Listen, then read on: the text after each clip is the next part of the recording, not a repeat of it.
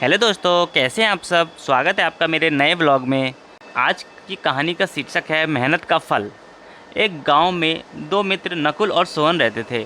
नकुल बहुत धार्मिक था और भगवान को बहुत मानता था, जबकि सोहन बहुत मेहनती था। एक बार दोनों ने मिलकर 1 बीघा ज़मीन खरीदी, जिससे वह बहुत फसल उगाकर अपना घर बनाना चाहते थे। सोहन तो खेत में बहुत मेहनत करता था, लेकिन नकुल कुछ काम नहीं करता था, बल्कि मंदिर में जाकर भगवान से अच्छी फसल के लिए प्रार्थना करता था। इसी तरह समय बीतता गया। कुछ समय बाद खेत की फसल पक कर तैयार हो गई, जिसको दोनों ने बाजार में जाकर बेच दिया और उनके अच्छे पैसे मिले। घर आकर सोहन ने नकुल को कहा, इस धन का ज़्यादा हिस्सा मुझे मिलेगा, क्योंकि मैंने खेत में ज़्यादा मेहनत की है। यह बात सुनकर नकुल बोला, नहीं, धन का तुमसे ज़्यादा हिस्सा मुझे मिलना चाहिए, क्योंकि मैंने भगवान से इसकी प्रार्थना की थी। हमको अच्छी फसल हुई। भगवान के बिना कुछ संभव नहीं है। जब वह दोनों इस बात को आपस में नहीं सुलझा सके, तो धन के बंटवारे के लिए दोनों गांव के मुखिया के पास पहुंचे।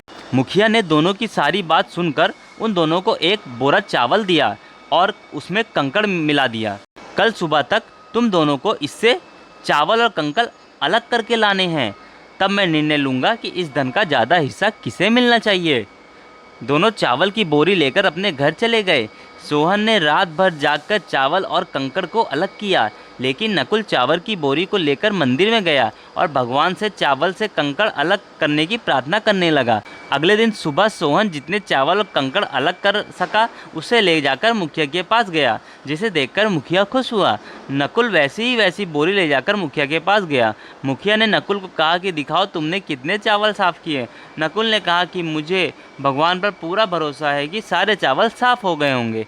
जब बोरी को खोलकर देखा गया तो चावल और कंकड़ वैसे के वैसे ही थे।